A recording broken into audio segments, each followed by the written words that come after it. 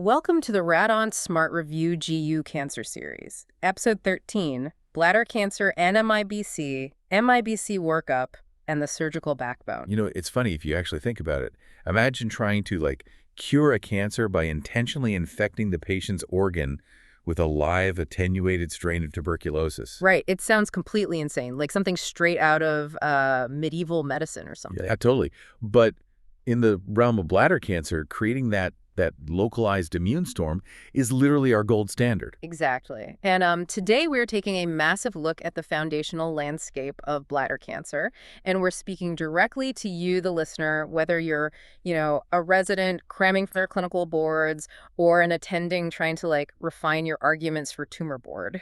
Because the reality with this specific disease site is just it's stark. Yeah. You can either be this central driving voice in a curative bladder preservation team, or you can just, fade into the background and be completely invisible during the multidisciplinary discussions. Yeah, just the person in the corner taking notes. And to be indispensable, you really have to understand the surgical and medical backbone of bladder cancer. This whole session sets the foundation before we even touch radiation planning. That's for a future discussion. Right, because if your knowledge base just, begins and ends with target volumes and dose constraints, Yeah. you can't effectively advocate for your patient. You can't argue for trimodality therapy if you don't even know what makes a high-quality transurethral resection. Or when a repeat resection is just totally non-negotiable. Exactly. You need to grasp the pharmacology behind cisplatin eligibility, and you definitely have to recognize which high-risk variant histologies mean the patient needs an immediate radical cystectomy. We really have to speak the surgical dialects perfectly. We do. And to keep all this dense material grounded, we are going to set some anchors. We've got two specific patient cases that will guide the whole conversation, because bladder cancer is basically two related diseases with totally different logic ladders. Completely divergent pathways. So let's lay out our clinical anchors. Case A is going to represent our non-muscle-invasive bladder cancer pathway, NMIBC. Okay, lay it on me. So we have a 68-year-old man, a 40-pack year smoking history, and he comes in with painless, gross hematuria. Classic presentation. Right. His CT urography shows a 2.5 centimeter enhancing lesion on the left lateral bladder wall. Upper tract is totally normal. Okay, good. He gets a TURBT, and pathology comes back as high-grade urothelial carcinoma invading the lamina propria. So it's T1. P1, got it. But, and this is crucial, a separate random bladder biopsy confirms he has concomitant carcinoma in situ, or CIS, sitting right at the trigono. And the pathologist explicitly notes that the muscularis propria is present in the specimen and it is free of tumor. Wow. Okay, so that presentation is a total powder keg, which we will absolutely unpack. But first, let's set up our second anchor, Case B. This is the muscle-invasive bladder cancer, or MIBC, pathway. Let's hear it. So this is a 62-year-old woman. She's a former smoker, presenting with recurrent gross hematuria. Cystoscopy shows a 4-centimeter sessile mass. Oh, wow, bigger mess. Yeah, and her TURBT shows high-grade urothelial carcinoma, but this one is actively invading the muscularis propria. So this is clinical T2 disease. Okay, so T2, any CIS. No CIS. And she has really good baseline bladder and renal function. Creatinine clearance is well over 60, and imaging shows absolutely no hydronephrosis. Got it. So two totally different therapeutic universes here. But, before we decide what levers to pull for Case A and Case B, we really need to establish the ground rules of urothelial carcinoma and how we properly stage it. Right, what's the environment these tumors are even coming from? Exactly. The urothelians, the transitional cell lining of the urinary tract, it essentially behaves like a unified field. So when we're evaluating risk factors, we're really asking why the entire field got corrupted. And tobacco exposure is just the undisputed king here, right? Oh, absolutely dominant. And the mechanism is just this direct, prolonged chemical exposure. You inhale the volatile carcinogens from the cigarette smoke, they get absorbed systemically, filtered by the kidneys, and then they're just concentrated in the urine. And then that highly mutagenic fluid just sits there in the bladder. Yeah, for hours, especially overnight. It's just continuously bathing the urothelium in toxins. That nocturnal pooling concept is such a brilliant way to picture the field cancerization we see. It perfectly explains why our 68-year-old in Case A has that separate, totally distinct area of CIS at the trigone. His whole bladder lining is just unstable. Right, the whole field is primed. And while tobacco is, roughly half of all cases, occupational exposures are the other big one. We always look for patients who worked with aromatic amines. Like the guys working in dye or rubber or leather industries. Exactly. Paints, too. And then Yeah. taking a more global perspective, you have to think about regions where schistosomiasis is endemic, Yeah. like parts of North Africa and the Middle East. Right, because of the parasite. Yeah, the parasite's eggs embed in the bladder wall, and it causes this chronic, massive inflammatory response. But that drives a totally different histology. You don't get urothelial carcinoma, you get squamous cell carcinoma. Which is such a key board distinction. The chronic inflammation paradigm is super critical because whether it's chemicals or parasites, continuous cellular turnover just breeds genomic instability. 100%. And when that instability finally yields a tumor, the very first thing we check on the pathology report is the specific histology. Like pure urothelial carcinoma is what we expect.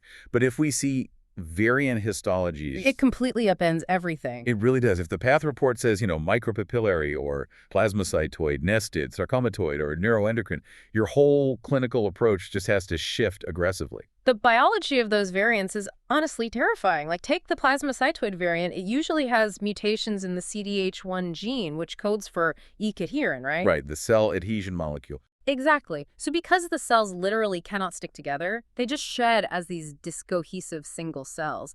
They don't form a bulky mass that a urologist can easily resect. They just subtly infiltrate along the bladder wall. Yeah, and they spread along the peritoneal surfaces, too. Yeah. It's very similar to, like, lobular breast cancer or a diffuse gastric cancer. And because they don't form a neat mass, standard imaging profoundly understages them.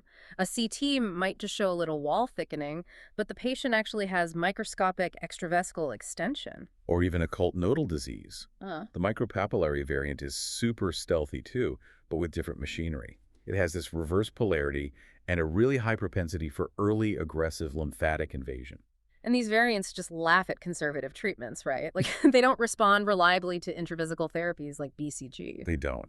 And they often resist standard neoadjuvant chemotherapy. So when you confirm variant histology, you basically abandon conservative measures. The consensus heavily pushes toward upfront early radical cystectomy just to try and outpace the micrometastases. Which makes sense. So knowing that the biology dictates the aggression, let's quickly codify the staging language, just to make sure we're all speaking the same dialect. Good idea. So TIS is the non-invasive papillary tumor, just a frond-like growth sitting completely superficially. TIS is flat carcinoma in situ.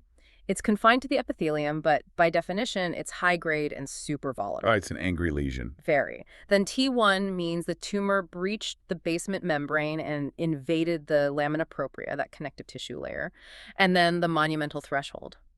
T2, invasion into the muscularis propria, the deep detrusor muscle. And that T2 threshold alters the entire treatment paradigm. Because once you hit that muscle, you hit the robust lymphatic and vascular networks. It's a direct highway for systemic spread. Speaking of lymphatics, we have to talk about a staging trap that catches so many residents on both written and oral boards. Oh, the common iliac nodes. Yes. You look at the staging CT, you see enlarged common iliac lymph nodes, and the immediate panic instinct is to call it M1, distant metastatic disease. Which is a catastrophic error. Because common iliac nodes are regional. They are classified as N3 disease, not distant metastasis. If you call them M1, you inappropriately shift that patient from a curative pathway into a palliative one. Exactly. The regional nodal basin for bladder cancer goes much higher than people think. Hypogastric, obturator, external iliac, presacral, and all the way up to the common iliac chains. Right. And getting that staging right in the first place relies completely on the quality of the initial surgery, which brings us to the TURBT. The transurethral resection of bladder tumor. Yeah. We really need to reframe how people view this procedure. A TURBT is not just some quick diagnostic biopsy. It is a fundamental, technically demanding staging operation. I always use an analogy for this. Think of it like invasive weeds in a garden. Okay, I like where this is going. A standard biopsy in, like, other organs is like taking a lawnmower and clipping the top of the weed. You can look at the clippings under a microscope, identify the weed, sure, but you have zero concept of how deep the root system goes into the soil. Right, you just have the surface level data. Exactly. A high-quality TURBT is not mowing the lawn. It is taking a deep, aggressive, cylindrical core sample of the soil, extending all the way down to the bedrock. And in the bladder, that bedrock is the muscularis propria. Yes. You have to dig deep enough to definitively prove whether those malignant roots have actually penetrated the muscle. That structural understanding is just vital because it creates a non-negotiable clinical mandate.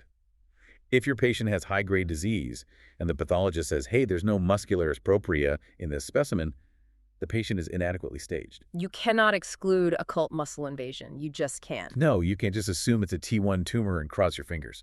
An inadequate sample mandates a repeat TURBT. Okay. The urologist has to go back to the OR, re-resect the base of that tumor bed, and physically provide the pathologist with definitive detrusor muscle. Because without that bedrock, whatever treatment plan you build is essentially just based on a guess. And the data shows us exactly how dangerous that guess is. When you do a repeat TURBT for high-grade T1 disease, even if the first direction did include muscle, you find residual tumor in up to 50% of cases. Wait, really? Even if they got muscle the first time? Yeah, and even scarier, 10% to 25% of those presumed T1 tumors get upstaged to T2 muscle-invasive disease on the second resection. Wow. Okay, so that's why the repeat TURBT is an absolute cornerstone of the non-muscle-invasive ladder. So let's apply this logic directly to case A. Let's do it. So case A is our 68-year-old smoker. He has high-grade T1 disease with concomitant CIS, but his pathology report explicitly confirmed that muscularis propria was present and negative for invasion. So the roots reach the bedrock, and the bedrock is clean. He is definitively non-muscle invasive. Right, but he falls into the highest risk tier of the NMIBC category. Oh, those tiers down real quick. Sure. So low-risk NMIBC is usually those small, solitary, low-grade ton tumors. Those folks get a TURBT and then just a single immediate postoperative installation of intravesical chemo, like gemcitabine or mitomycin C. Just to nuke any floating tumor cells dispersed during the surgery. Exactly. Then you have intermediate risk, which is kind of a mixed bag, but they often get an induction course of intravesical therapy. But case A has multiple high-risk features. He's got high-grade histology, T1 depth, and that CIS. So the standard of care for him is going to be really stringent. Even though he had muscle present and negative, guidelines still strongly recommend a repeat TURBT just to guarantee they cleared all the visible disease. Yep. And following that repeat TURBT, the absolute gold standard is an induction course of intravesical Bacillus calmette-guerin BCG, followed by prolonged maintenance therapy. Okay, let's dive into the mechanism of BCG because the pharmacology here is just extraordinary. I mean, we're literally instilling a live, attenuated mycobacterium directly into the bladder via a catheter. It is wild. It's one of the most elegant early examples of immunotherapy we have in oncology. So you instill it, and the BCG bacteria actually bind to fibronectin inside the bladder wall. Then they get internalized by the urothelial cells and local antigen-preventing cells through macropinocytosis. And once they're inside, this infection triggers a massive localized cascade. The infected cells start expressing MHC class II molecules, and they release this absolute storm of cytokines. We're talking interleukins 1, 2, 6, 8, 12, TNF-alpha, interferon gamma, just everything. Everything. Yeah. And that cytokine storm polarizes the whole microenvironment into a Th1-mediated immune response. So you get this massive influx of CD4 helper T cells, CD8 cytotoxic T cells, natural killer cells, macrophages. They all flood the urothelium to fight the tuberculosis. And in the crossfire of this hyperactivated immune response, the high-grade urothelial cancer cells and those flat CIS lesions just get recognized, targeted, and completely destroyed. Exactly. It's this remarkable bystander effect that we just leverage for an oncologic cure. But, this brings us to a really critical divergence in how we think clinically. How so? Well, case A's disease is strictly above the muscle layer, right? But if you look at the major urologic guidelines, like the AUA, SUO, EAU, for a patient with high-grade T1 disease and extensive CIS, early radical cystectomy is explicitly listed as a legitimate upfront option. Wait, hold on. We just established that his tumor has not breached the muscularis propria. The bedrock is totally clean. Why are we even bringing up a life-altering surgery that removes the whole bladder, the prostate, and redirects the ureters into a piece of bowel? I know, it sounds crazy. Proposing a radical amputation for superficial disease before we've even tried a single drop of BCG just seems like a massive overcorrection. It does seem extreme, until you really confront the relentless biology of that urothelial field defect we talked about earlier. CIS isn't just a localized little cluster of bad cells. It's a macroscopic warning sign of a highly unstable mutating environment. Right, the whole field is bad. Exactly. The risk of recurrence in high-risk NMIBC treated with BCG is already substantial. But the risk of progression to muscle-invasive or metastatic disease is terrifyingly real. A subset of these T1 tumors are harboring occult micrometastases that even a perfect TURBT is going to miss. So early radical cystectomy is offered because, in a fit patient with highly aggressive features, taking the organ out preemptively is giving them the absolute highest probability of overall survival. Yes, you're intentionally treating the organ to close the window of opportunity before the cancer learns how to invade deeply and metastasize. It's basically a prophylactic strike against inevitable progression. Wow, okay.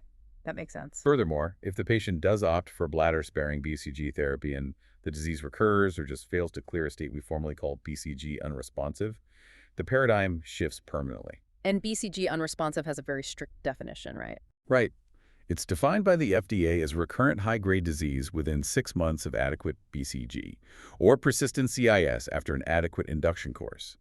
When a patient hits that specific criteria, the primary multidisciplinary discussion must shift to radical cystectomy. We don't just keep throwing endless futile cycles of experimental intravesical salvages at them while the cancer gains systemic access. Exactly.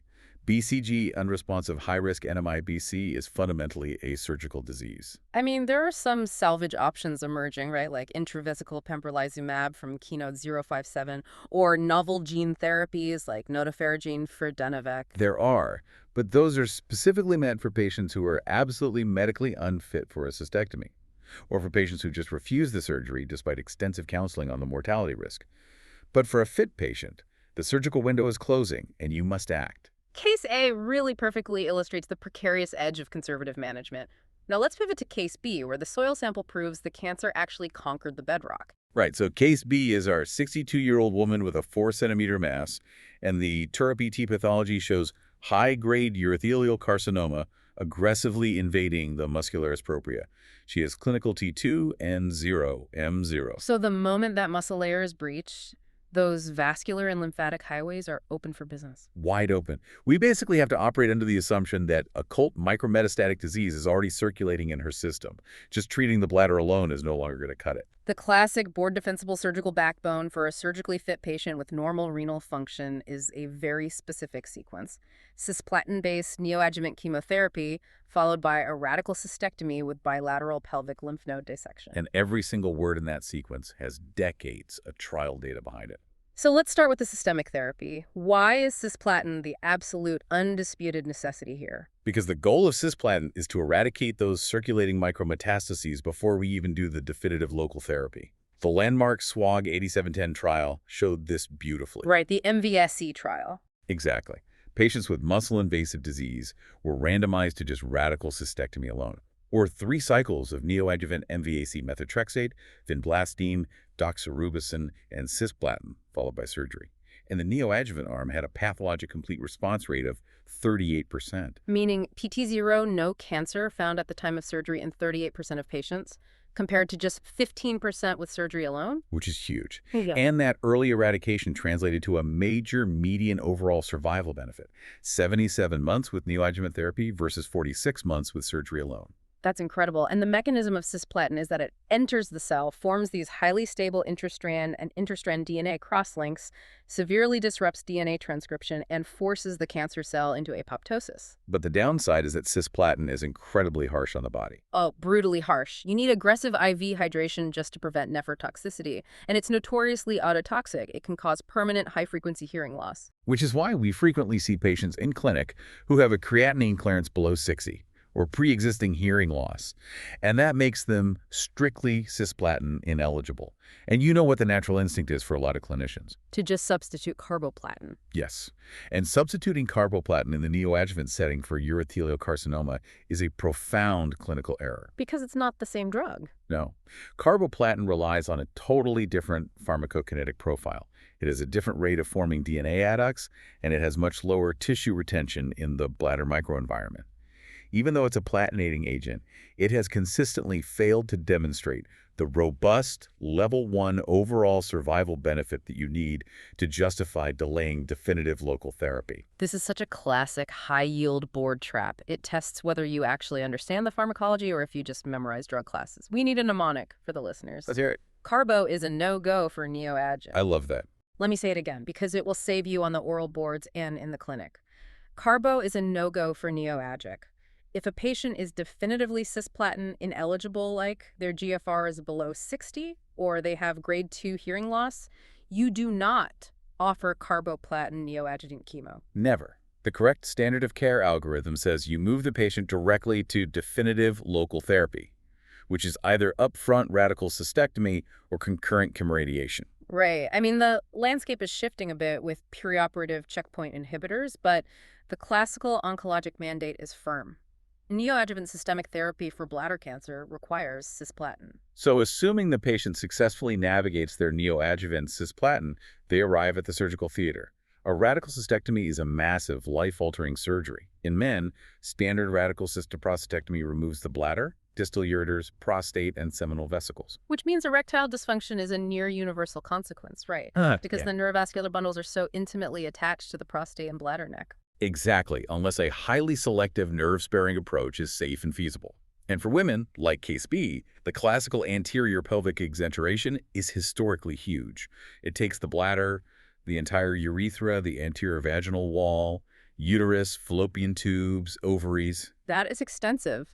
Though modern organ-sparing approaches are gaining traction to try and preserve sexual function and pelvic floor support. Yes, if you can spare the vagina or uterus without compromising oncologic margins, they will. Yeah. And the surgical clearance extends beyond just the primary organs. Yeah. He said with bilateral pelvic lymph node dissection. Right. The extent of that node dissection directly impacts staging accuracy and cure. The standard template has to clear the external iliac, internal iliac, and obturator lymph node basins bilaterally. And just a quick note on that. The recent SWOG's 1011 trial looked at whether an extended lymph node dissection going all the way up to the aortic bifurcation improved survival, and it didn't. Just added surgical morbidity. Yeah. So the standard pelvic template is the appropriate boundary. But removing the bladder creates this immediate physiological crisis. The kidneys are still making urine, and it needs an exit strategy. Which introduces the complexities of urinary diversion, which honestly redefines the patient's long-term survivorship. The options fall into three broad categories. The most common is the ileal conduit. Right, so the surgeon isolates a short piece of the distal ileum, puts the bowel back together, implants the ureters into one end of that isolated piece, and brings the other end out through the abdominal wall as a stoma. So urine just drains continuously into an external ostomy bag. Exactly. The second category is continent cutaneous diversions, like the Indiana pouch. Here they use a larger segment of bowel, usually terminal ileum and cecum, to build a high-capacity internal reservoir. And the ureters go into the pouch, but there's no external bag, right? Right. The patient has a stoma, usually at the umbilicus, with a complex intussuscepted valve that prevents leaking. So they just perform clean, intermittent catheterization every few hours to empty it. And the third option, which is the closest to native anatomy, is the orthotopic neobladder. They take a long piece of small intestine, detubularize it, fold it into a sphere, connect the ureters to the top, and crucially sew the bottom directly to the patient's native urethra. So the region urinates through their normal anatomic pathway.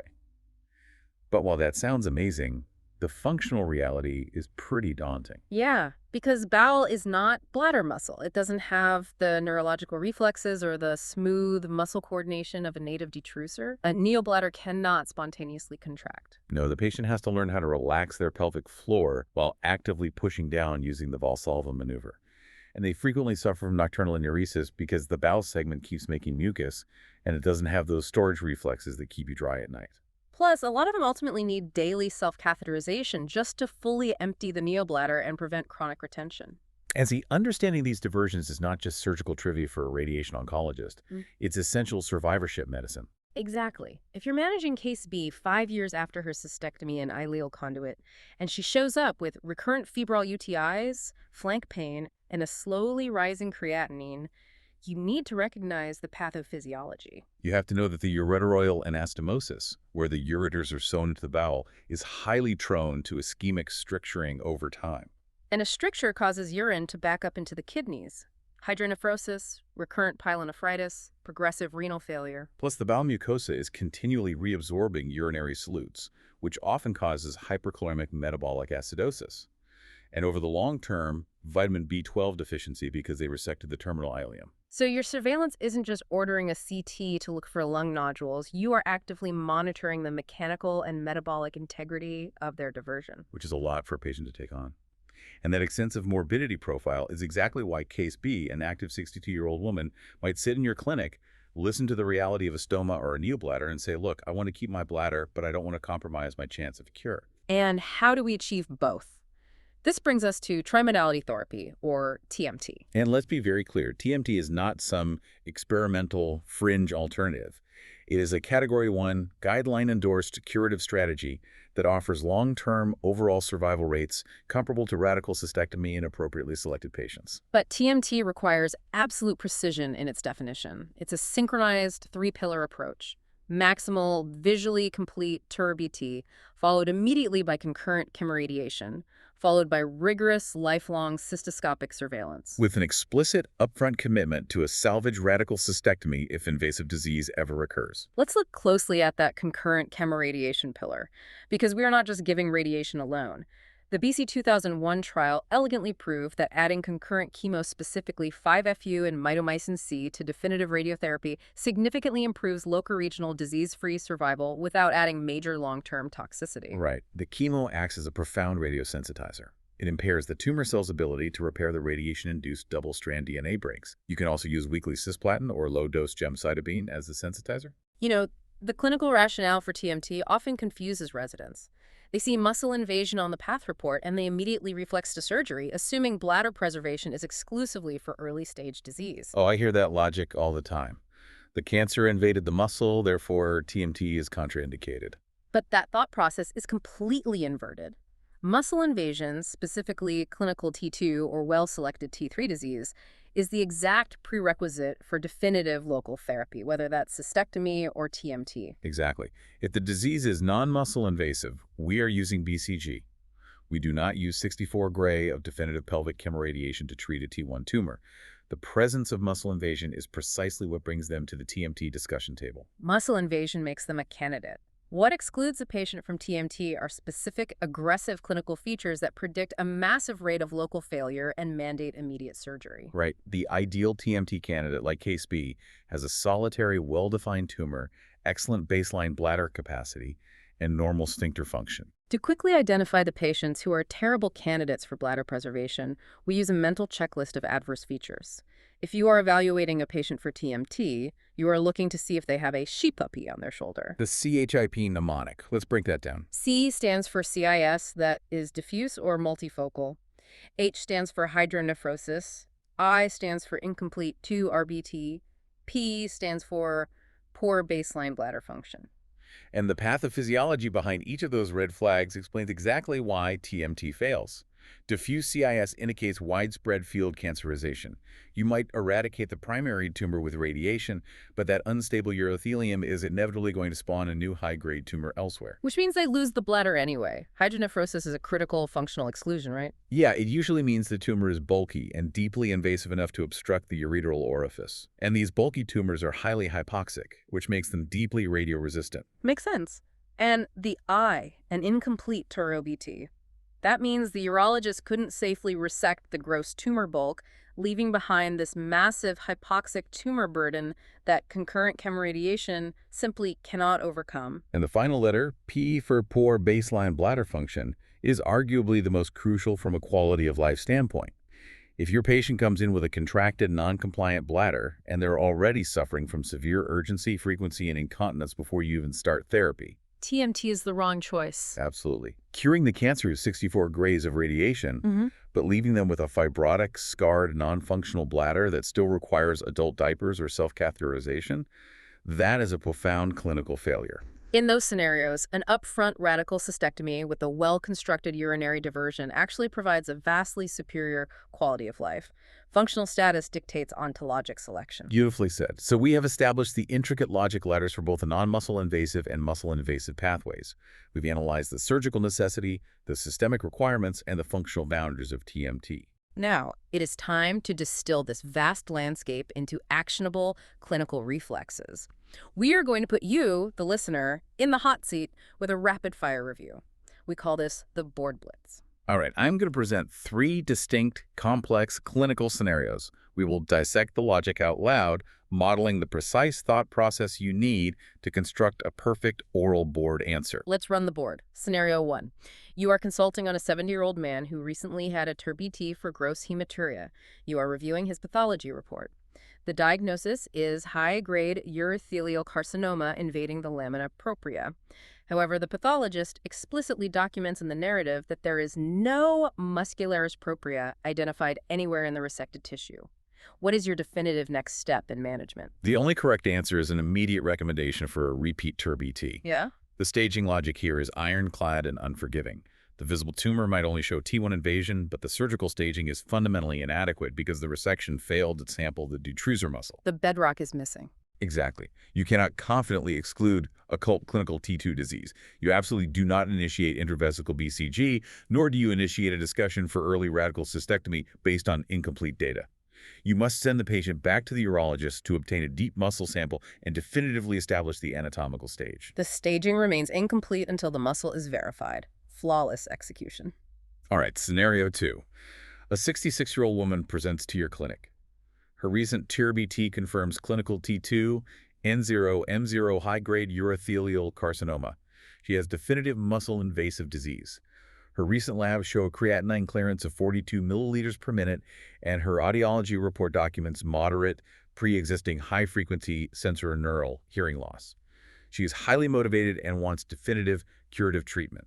What is your recommendation regarding neoadjuvant systemic therapy? This patient is objectively cisplatin ineligible. The creatinine clearance of 42 is well below the standard threshold of 60, and her pre-existing hearing loss is an absolute contraindication given cisplatin's severe ototoxicity. So no cisplatin. Right. And because she cannot safely receive cisplatin, the correct board pathway is to move directly to definitive local therapy, facilitating a multidisciplinary discussion to choose between radical cystectomy or trimodality therapy. You emphatically do not prescribe carboplatin-based neoadjuvant chemotherapy. The evidence for carboplatin in this specific setting is inadequate to justify delaying curative local control. Rely on the mnemonic. Carbo is a no-go for neoadjuvant. You do not attempt to be a hero by substituting inferior systemic agents. You secure local control immediately. Excellent. Finally, scenario 3. A 58-year-old man sits in your consultation room. He has a solitary clinical T2 N0 M0 urothelial carcinoma located on the right lateral bladder wall. Extensive biopsies show no evidence of CIS. His imaging reveals no hydronephrosis. The operative note states the urologist achieved a visually complete maximal TURBT down to the muscle. The patient reports perfectly normal baseline urinary frequency and capacity. He looks at you and explicitly states he wants to keep his bladder. How do you counsel him? I counsel him that he is a spectacular candidate for trimodality therapy. We evaluate him against the CHP criteria, and he has 0 red flags. No diffuse CIS, no hydronephrosis, a complete TURBT was achieved, and his functional status is normal. A perfect candidate. Truly. I would inform him that bladder preservation utilizing maximal TURBT followed by concurrent chemoradiation is a highly effective, guideline-supported curative option that yields long-term survival rates comparable to radical cystectomy for properly selected patients exactly like him. However, the mandatory caveat that must be stated out loud is that TMT commits him to rigorous, lifelong cystoscopic surveillance.